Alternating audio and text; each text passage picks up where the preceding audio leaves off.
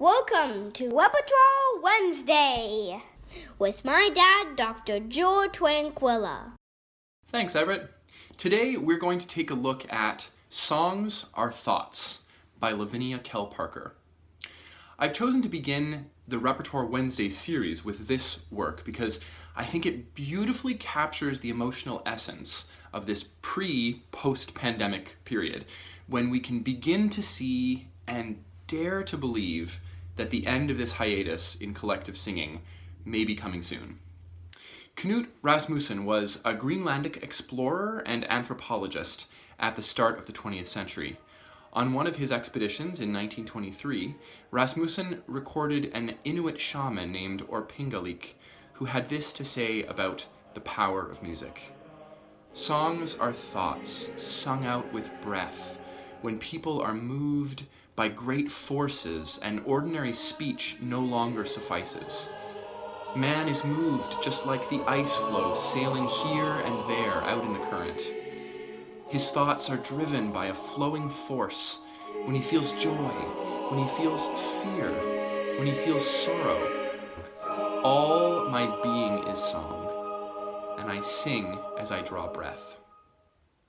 Lavinia Kell Parker has set some of these words to an original score that evokes the expansiveness of the Canadian North. But I think it also speaks to this moment in time. We have felt frozen, or perhaps set adrift, literally afraid of our own breath.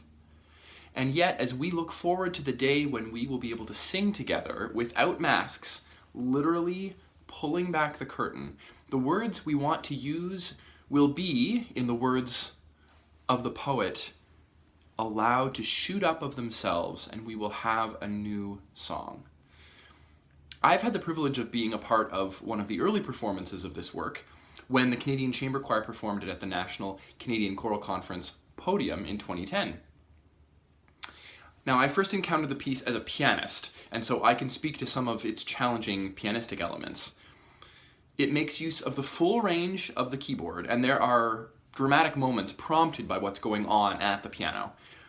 A trademark of the piece, and really a central motivic component, is the manual plucking of the strings inside the piano. Because of this, it really requires a grand piano, and one that you're quite comfortable with, that you've perhaps had a chance to work with a fair bit. And you need to have easy enough access to the strings. Sometimes the soundboard is set up in such a way that it's a little tricky, so you can't take it for granted that one piano will be exactly like the next.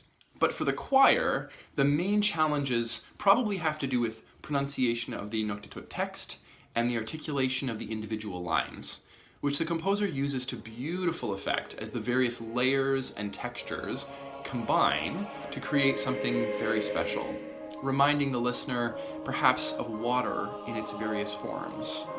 Frozen ice, running water, and exhaled breath that seems to pause midair before evaporating altogether. What sets this piece apart is the emotional impact that it can have, the universality of the message being conveyed. It's not a short piece of music, so you should just take note that it runs about 8 minutes in length. When working on the music, the conductor needs to pay careful attention to the dynamic levels of each vocal part, as well as the balance between the choir and the piano. But if the markings are followed closely, the choir will have a very good chance of rendering a successful performance of the piece. My favorite moment in the piece is at rehearsal G, right after a moment of stillness, when the sopranos and altos have sung, "Thoughts are driven, and we who are small feel smaller." We move out of compound meter and return to the more carefree sense of 4/4 time at the peak of the phrase on the word song. It's always a really exciting moment in the score. Songs Are Thoughts is a fantastic work, and it takes confidence and courage, especially maybe for the pianist who's just hoping that every single one of the plucked notes in the final measures will be audible.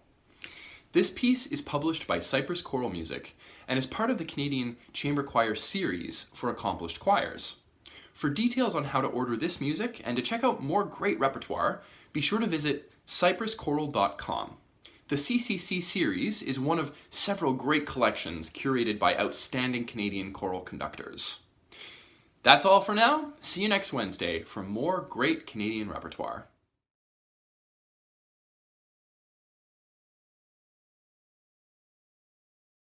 Thanks for listening.